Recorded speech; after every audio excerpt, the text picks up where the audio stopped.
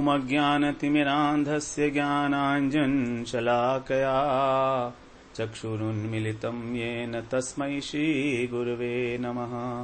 वाञ्छाकल्पतरुभ्यश्च कृपा सिन्धुभ्यैव च पतितानां पावनेभ्यो वैष्णवेभ्यो नमो नमः।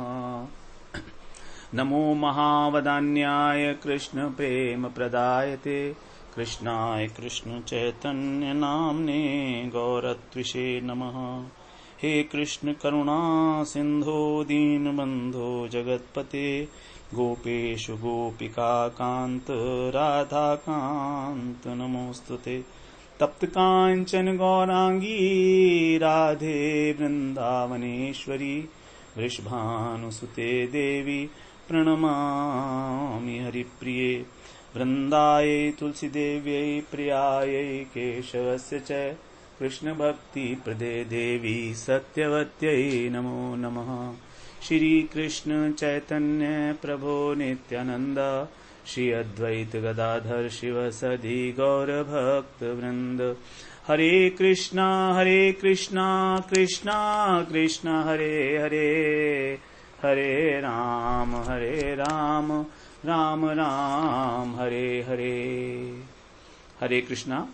सर्वप्रथम मैं अपने गुरुपाद पद्म ओम विष्णुपाद अष्टोत्तर शत श्री श्रीमद् भक्ति वेदांत माधव गोस्वामी महाराज के चरण कमलों में अनंत कोटि दंडवत प्रणाम ज्ञापन करता हूं। हम लोग श्रीमद् भगवद गीता के 13वें अध्याय का श्रवण कर रहे हैं। उसकी भूमिका के विषय में कि किस संदर्भ में 13वें अध्याय की अवधारणा की गई, भगवान ने किस संदर्भ में इन बातों को कहना आरंभ किया। हम लोगों ने चर्चा की कि 7वें अध्याय में भगवान ने चौथे, 5वें और 6ठे श्लोक में क्रमशः अपनी जड़ शक्ति अर्थात माया शक्ति के विषय में बताया जो अष्टधा है। उसके बाद जीव शक्ति के विषय में बताया जो जीव भूता है, जीवात्मा। और 6ठे श्लोक में बताया अपने विषय में कि इस जगत का जो उत्पत्ति है, संपूर्ण जगत का जो उत्पत्ति है और जो प्रलय है वो मैं ही हूं। भगवान से ही सब कुछ है। मत्तः परतरम नान्यत। तो भगवान से ही सब कुछ है। तो 7वें अध्याय से और आगे तक 12वें अध्याय तक भगवत तत्व का ही विवेचन होता रहा, वर्णन होता रहा।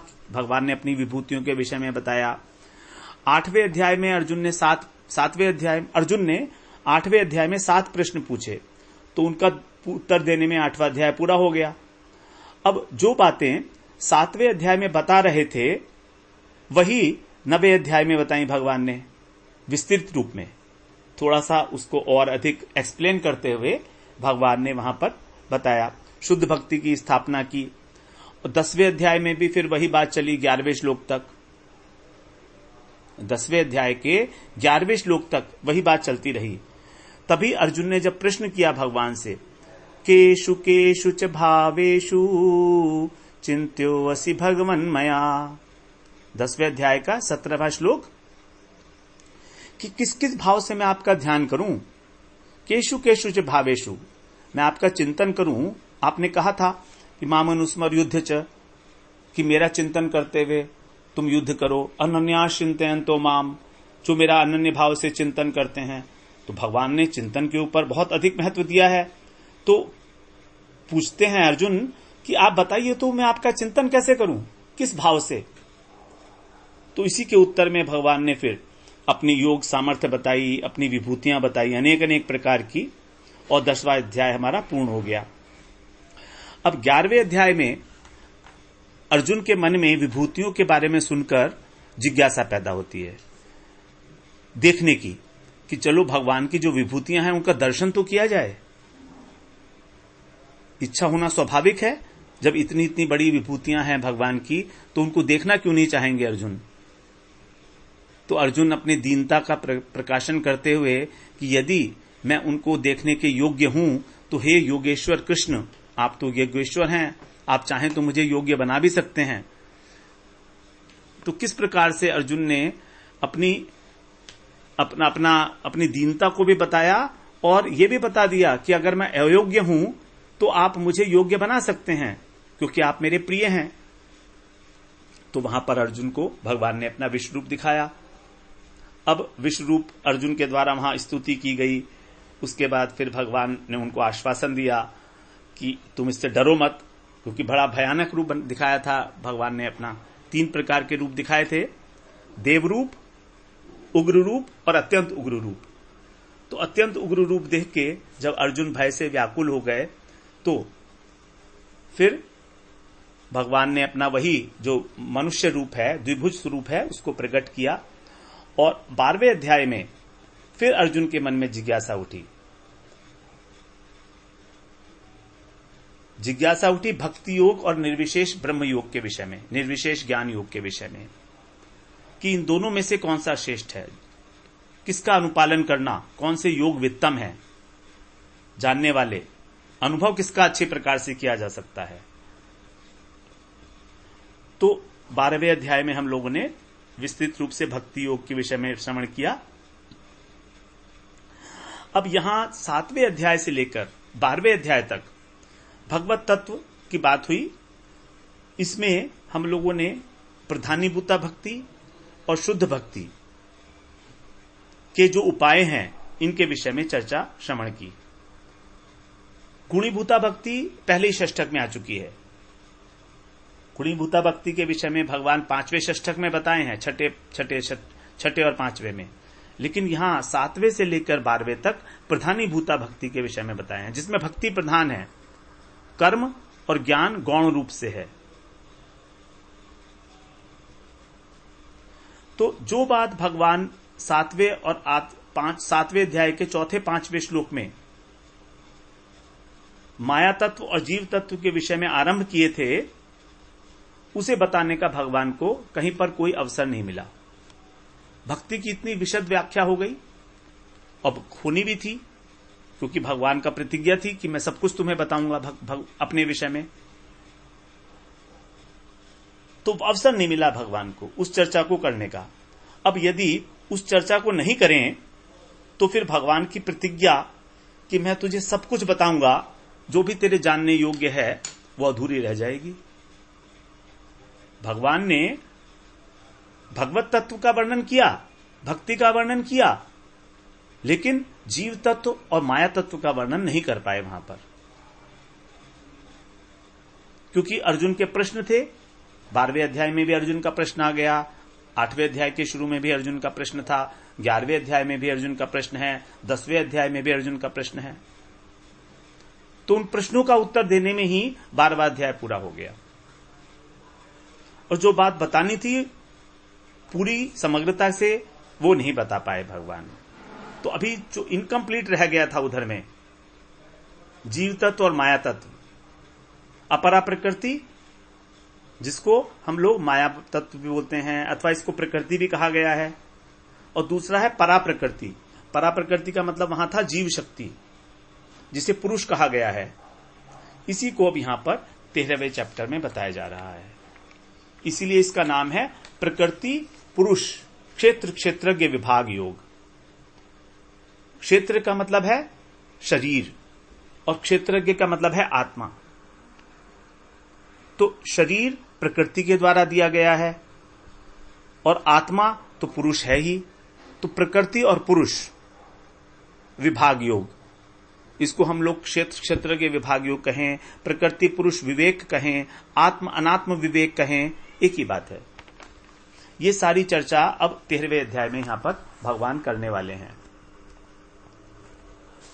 कि इन दोनों का, प्रकृति का और पुरुष का संबंध क्या है आपस में, और इन दोनों का भगवान से क्या संबंध है।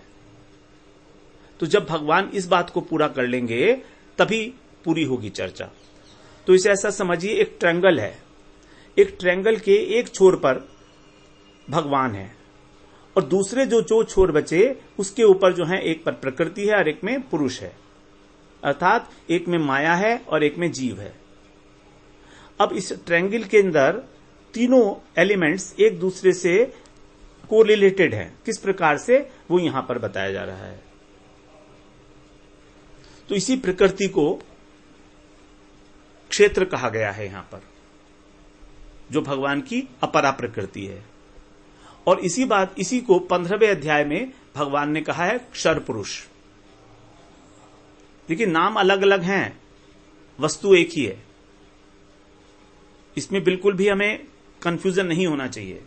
अर्थात शरीर कहो, प्रकृति कहो, क्षेत्र कहो, क्षर पुरुष कहो, एक ही बात है, ये सब जड़ है। और दूसरी ओर पुरुष कहो, क्षेत्रज्ञ कहो, आत्मा कहो, एक ही बात है।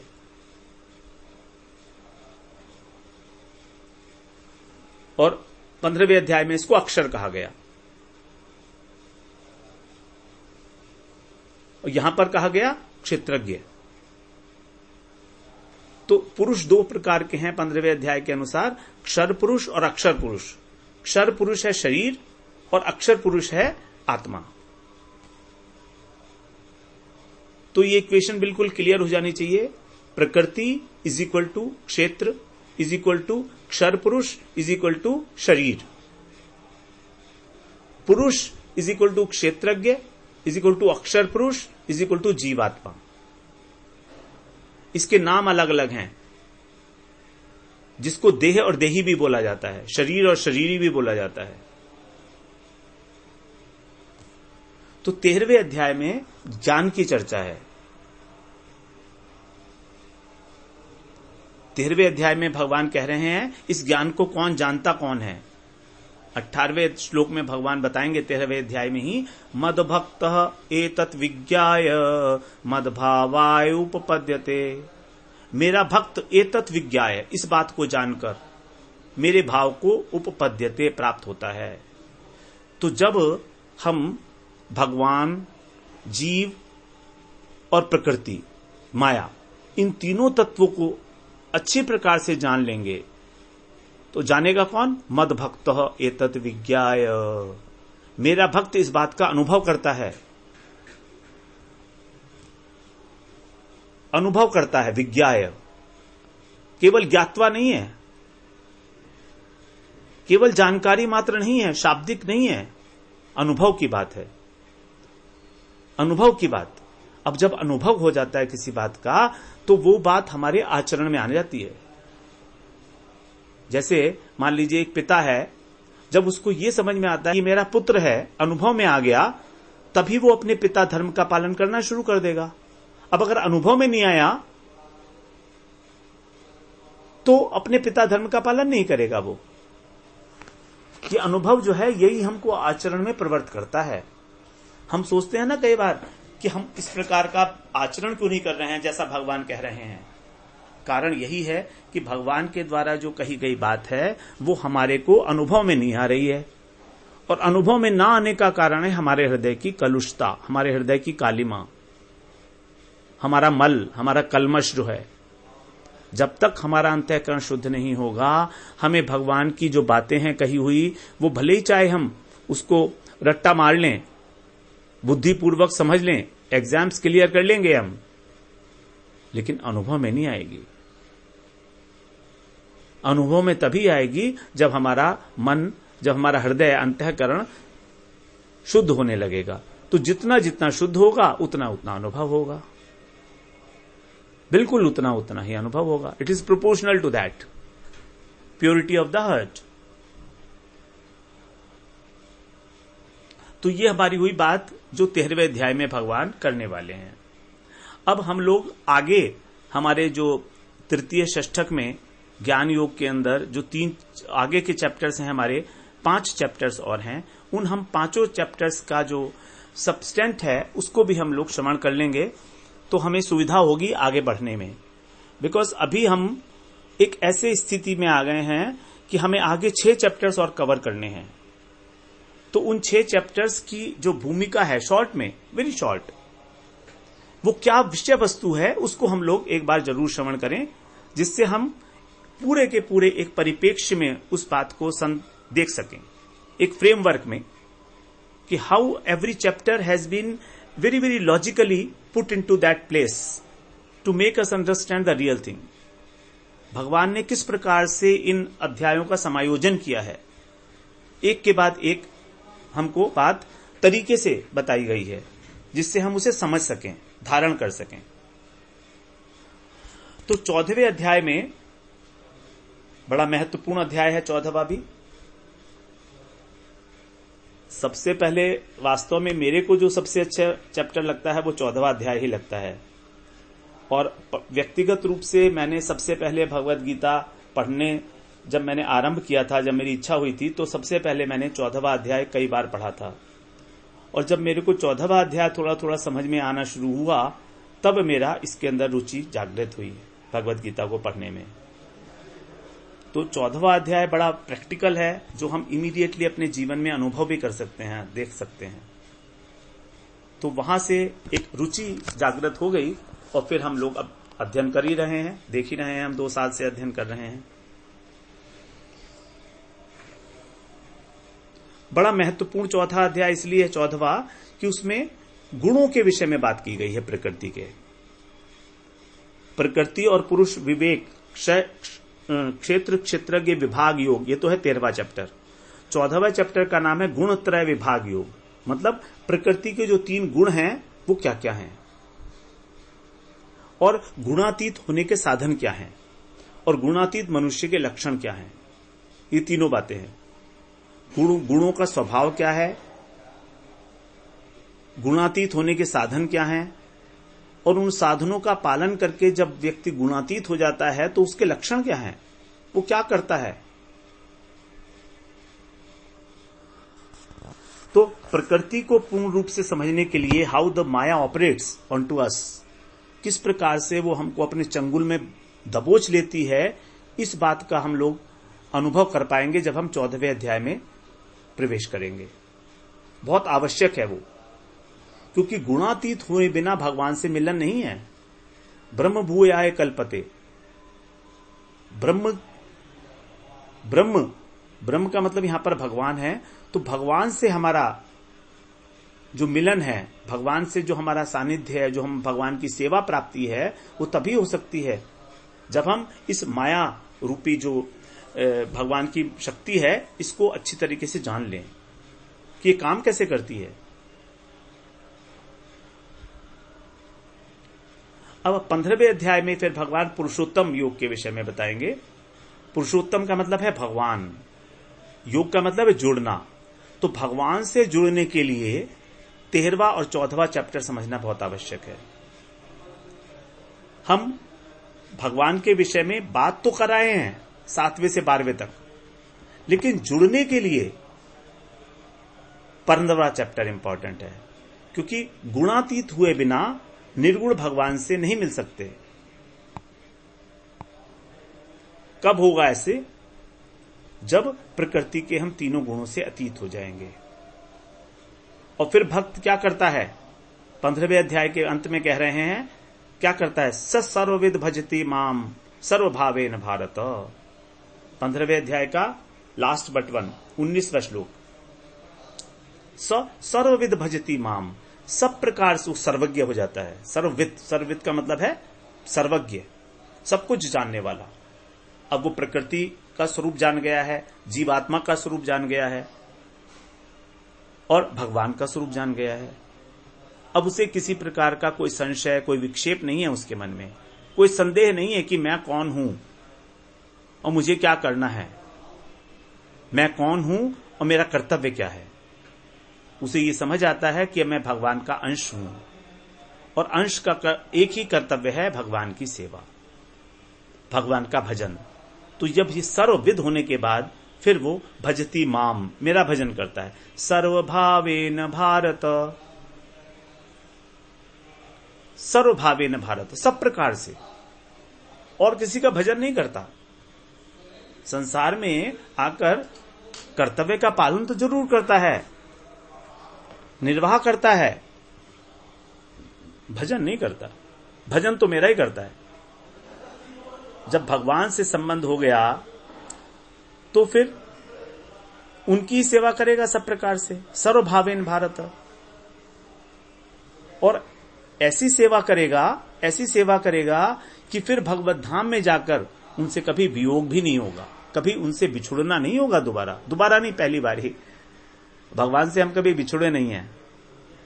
भगवान से तो हम मिले हुए हैं, लेकिन विस्मृति के कारण हम अलग अपने को अनुभव करते हैं।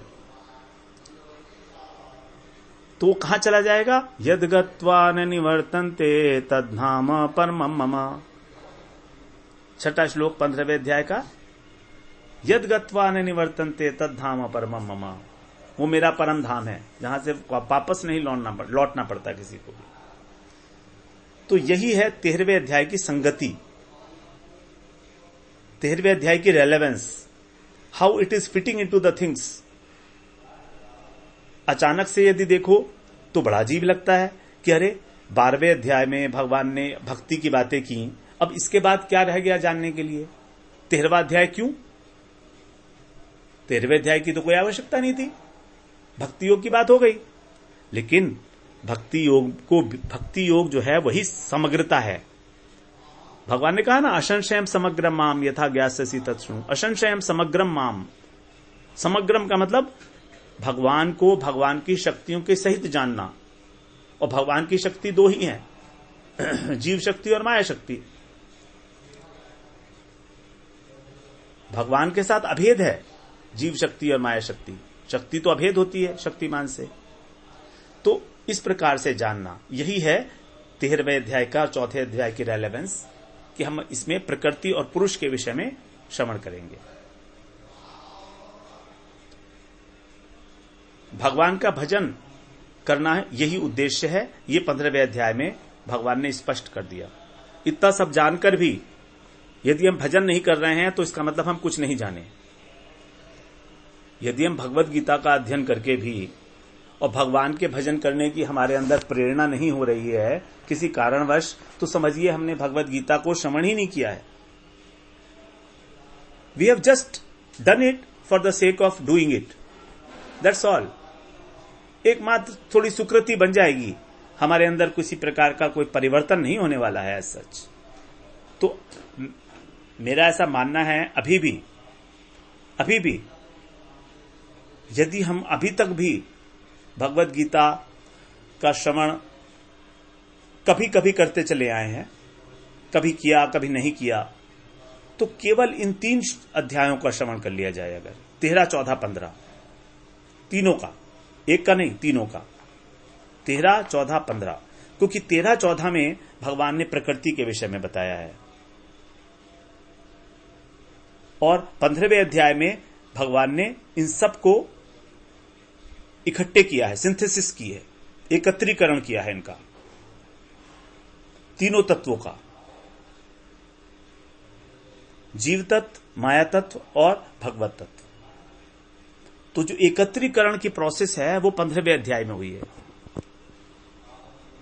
तो यदि इसको भी श्रवण कर लिया जाए, इन तीनों चैप्टर्स को बहुत ध्यानपूर्वक, तब ये संभावना हो जाती है कि सर्वविद भजति माम सर्वभावेन भारत। हमारा उद्देश्य ही भजन करना है भगवान का। और भगवान ने 15वें अध्याय में इस बात को बताया कि इस बात को जानना आवश्यक है भजन के लिए, तभी तुम मेरा हर प्रकार से भजन कर पाओगे बिना किसी विक्षेप के। तब संसार की वस्तु तुमको कोई आकर्षित नहीं कर सकती। तुम उस संसार की वस्तु का उपयोग अवश्य कर सकते हो, लेकिन वो तुम्हें बांधने वाली नहीं होगी। उपयोग करना और उपभोग करना, इन दोनों में बहुत अंतर है। अभी तक हम संसार की वस्तुओं का उपयोग नहीं, उपभोग करते आ रहे हैं, और उपभोग करने के कारण हमारा कर्तापन और भोक्तापन प्रबल हो जाता है, बलिष्ठ हो जाता है, और अधिक और से अधिक हम लोग संसार में बंधते जाएंगे। तो कहां तो आए थे हम लोग उद्देश्य लेकर कि भगवान की वस्तु को भगवान के अर्पण करके, भगवान में आसक्ति डेवलप करके भगवान के चरणों की प्राप्ति करेंगे, भजन करके भगवान का। लेकिन ये उद्देश्य तो हमारा रह गया और हम इस संसार की वस्तुओं में ही आसक्त होकर इसी में उलझ गए और उलझे ही रहेंगे। एक जन्म नहीं, जन्म जन्मांतर, ये तो सिस्टम है भगवान का। इस कलयुग में आगे उद्धार करने की होने की कोई संभावना नहीं है, क्योंकि जितनी कालिमा, जितना इसमें दूषण आना था वो आ ही रहा है और आगे आगे बढ़ ही रहा है। हम ये सोचें आगे आने वाला समय हमारा बहुत अच्छा होगा, no, it's not possible. Attention span इतनी होगी? नहीं, बिल्कुल भी नहीं होगी, खत्म होने वाली है। 5 मिनट भी हम एक जगह बैठ नहीं सकते हैं। टेलीविजन्स ने और मोबाइल्स ने हमारा सिस्टम, जो हमारी क्लॉक है, बायोलॉजिकल क्लॉक जो है, उसको उसने पूरा का पूरा डिस्टॉर्ट कर दिया है। We have lost the sense of timings. तो हमारा यहां पर उद्देश्य यही है, से सर्वविद भजती माम सर्वभावेन भारत। ये हो गया हमारा 13वां, 14वां और 15वें श्लोक की बात, अध्याय की बात, श्लोक नहीं अध्याय। तो मेरा ऐसा मानना है कि अभी भी हमारा कुछ नहीं बिगड़ा है। अभी भी 12 चैप्टर्स हो चुके हैं हमारे, और हम लोग अब 2 साल से भी ऊपर श्रवण करते करते हमें हो गए हैं। लेकिन यदि नहीं सुना है तो भी भगवान एक लास्ट ऑप्शन दे रहे हैं, 13, 14, 15, इन तीनों को सुनो। बहुत सारी बातें कवर होंगी इसमें। यदि माया तत्व को समझ गए तो भजन में अपने आप से रुचि हो जाएगी। Definitely it will happen. 16वें अध्याय में भगवान ने केवल दैवी संपदा का वर्णन किया। आसुरी संपदा, दैवी संपदा क्या होती हैं? जो लोग भगवत संपदा को प्राप्त नहीं हैं, वे लोग अधम गति में जाते हैं, नरक में जाते हैं। तो इससे सिद्ध होता है कि इस जीवन में साधन करके ही हमें अपनी उद्धार करना है। यदि हमें अधम गति, नरक में नहीं जाना है, क्योंकि वहां तो जाना संभव पक्का है ही है अगर हम नहीं करते कुछ, वो तो अवश्यम भावी है। माम अप्राप्येव कौन्तेय ततो याति अधमाम गतिम, स्पष्ट कर दिया। माम अप्राप्येव कौन्तेय, हे कौन्तेय, जो मुझे प्राप्त नहीं करते उनको तो अधोगति की प्राप्ति होगी ही होगी। वो तो उनका इट इज देयर 40। 20वें श्लोक में भगवान ने बोला 16वें अध्याय के। तो वहां पर दैवी संपदा और आसुरी संपदा का वर्णन किया। फिर 17वें अध्याय में श्रद्धा की बात की है। वहां श्रद्धा त्रय विभाग योग है। तो these two are appendix basically to the Bhagavad Gita. जो पहले 9वें अध्याय में भगवान ने आसुरी संपदा और दैवी संपदा की चर्चा की थी, उसी बात को वहां पर विस्तृत रूप से बताया गया। 9वें अध्याय के अंदर भगवान ने कही थी ये बात कि कुछ लोग हैं जो आसुरी संपदा को प्राप्त होते हैं, कुछ लोग दैवी संपदा वाले होते हैं। उसी के लिए 12वें श्लोक में 9वें अध्याय के राक्षसीम आसुरीम चैव प्रकृतिम मोहिनीम श्रिता, कि कुछ लोग राक्षसी, आसुरी और मोहिनी प्रकृति को धारण करते हैं। और 13वें श्लोक में बोला कि जो महात्मा नस्तु माम पार्थ दैवीम प्रकृतिम आश्रिता, लेकिन जो दैवी प्रकृति के आश्रित लोग हैं वे मेरा भजन करते हैं। भजंती अनन्य मनसो ज्ञात्वा भूतादिम अव्ययम। तो दैवी प्रकृति, आसुरी प्रकृति, राक्षसी प्रकृति, मोहिनी प्रकृति, इस विषय में भगवान जो है 16वें अध्याय में बताएंगे। 17वें अध्याय में श्रद्धा के विषय में। 18वें अध्याय में, 12वें अध्याय में भगवान ने जो कहा था मत परमा, मेरे परायण हो जा, उसी की व्याख्या है पूरा 18वां अध्याय। कंक्लूजिंग है, सारा का सारा भगवद गीता का सार उसमें आ जाता है। ज्ञान की, कर्म की, भक्ति की, सबकी चर्चा है। तो यद्यपि ये तृतीय हमारा जो षष्ठक है इसका नाम ज्ञान योग है, लेकिन इसके अंदर भक्ति योग को ही पुष्ट किया गया है। ज्ञान योग का नाम इसलिए दिया क्योंकि इसमें 13वां और 14वां चैप्टर जो है वो प्रकृति से रिलेटेड है, प्रकृति पुरुष विवेक से, इसलिए इसको ज्ञान योग कह दिया। लेकिन ये भी भक्ति योग को ही पुष्ट कर रहा है, क्योंकि 18वें अध्याय में भगवान ने स्पष्ट किया भक्त्या माम अभिजानाति यावान्यश्चास्मि तत्वतः, कि भक्ति ही मेरे को वास्तव में जैसा मैं हूं वो जान पाता है। तो ये जो भगवान के विषय में जो ज्ञान है, इसका मतलब है हमारा माया जड़ जगत के विषय में ज्ञान, जीवात्मा के विषय में ज्ञान और भगवत विषय में ज्ञान। तभी उसको हम कहेंगे समग्र ज्ञान। और भक्त ही इस बात को जान पाता है, जैसे भगवान है अपनी शक्तियों के साथ। तो हम इसी चर्चा को थोड़ा सा आगे और कंटिन्यू रखेंगे।